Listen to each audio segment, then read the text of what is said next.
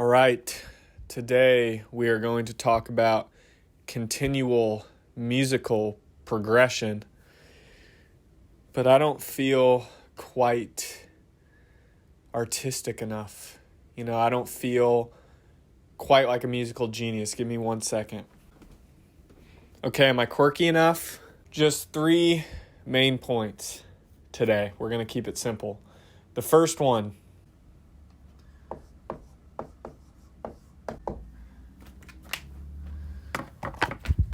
okay, so the first piece here, you need to be present as you possibly can be.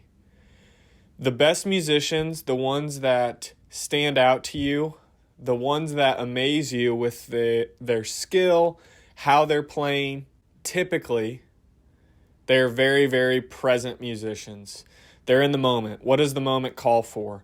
The moment calls for me to play like this, add these dynamics. You aren't disassociating. You aren't somewhere else. You aren't thinking about the homework that you have or your job that holds you down, the 9 to 5 that tires you out, the 50 hours you put in a week. You aren't thinking about that. You are sitting at the kit. You are behind the bass. You're behind the guitar. You're behind the microphone. And your one mission is to stay in the moment and do your best. That's it. And that is very difficult to do. And I know you know that if you've even made it this far into the video. And I know that with all the distractions. I don't need to add depth for you there or examples. Enjoy that process. Again, what does the moment call for? I'm practicing alone. Okay, well, it doesn't really matter necessarily. The dynamics don't matter, right? I'm just playing by myself in my practice room. Oh, but now I'm at practice in my buddy's basement. Okay, so I need to play to and with these other 4 people. I'm not just practicing the song and remembering what to play, right? So being present, that's number 1. Number 2, you never would have thought, huh? Wow. Groundbreaking. Practice. Now, I have other video on this. Maybe I'll link it, so I'll keep it short. Practice has to happen. And I know there are some really talented musicians out there that are willing to admit they don't practice that often, but they're in the position of being a pro. And if you're watching this, you probably aren't. I'm not either. So to get to that level, once you're there, fine, dial back the practice, but if you have free time, utilize it. My buddy Glenn and I were talking about practice, and I think often it can be labeled as a necessary evil, and that's fine. If that's a framework that works for you, understand that practice won't always be fun. So it can help if you label it that way. Don't expect practice to be fun every time you sit down. But the more you do it, the more opportunity you will have to have fun. The more you practice, the easier the show's going to be, the easier recording's going to be, the better you're going to feel about yourself. The feeling that you are yearning for is not one of perfection, because you aren't going to play anything perfect. And if you do, congrats. If you can do it every time, you're a machine. But you want a feeling of complete preparedness. You want to show up to the gig or to the recording session and think, I got this. And there's no second doubts, there's no chatter, there's none of that, like we talked about with the first main point. There's no disassociating from this situation. I'm here to do this. That's what you want. You want to show up feeling prepared and knowing what to play and how to play it. That requires practice. Simple as. Last but not least,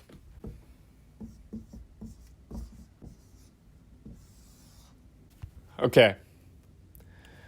So often, progress in any skill is not going to look like, this. That ain't going to happen. You may think that. You may think, well, with every day I practice, I'm moving up this amount. Not necessarily.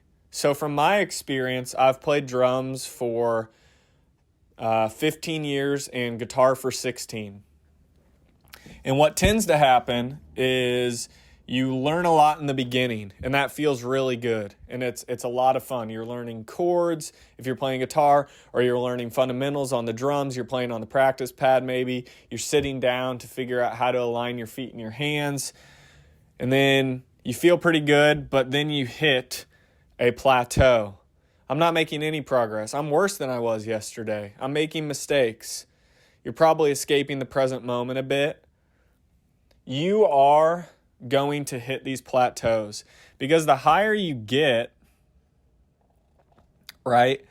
The higher you get in your skill level over here, the more often you're going to hit these flat spots because you are getting to the point where a lot of people have already been, right? And if comparison brings you down, try to reverse that for yourself and see others as inspiration to whatever instrument you're playing.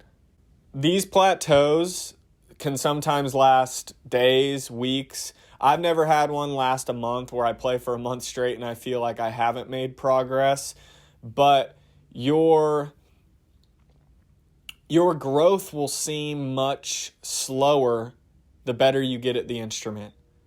And that should click. That should make sense, right? Like you plant a tree and it sprouts up immediately and you see some good height and leaves on it the first couple seasons, but then it seems to slow down and take 30 years to get to the tree that you want to shade your front porch or whatever. Keep pushing. Push through that plateau. You are going to make progress because you're heading in that direction. The progress stops when you stop. So that's the ultimate thing is a plateau can only really stop your progress if you stop pushing, if you stop practicing. There is no cap to your skill level, okay? So this chart goes infinite till the day you die, right? That way. So you can see certain drummers, and you can tell who continues to go that way and who decides, I've gone far enough that way, let me just keep what I have. And I hope this works. I hope this framework makes some sort of sense. I'm not here to tell you how to practice, okay? But I am here to tell you, you need to be present. You do need to practice. Use your free time wisely and expect to hit plateaus, okay? Keep pushing. Max isn't bored, out.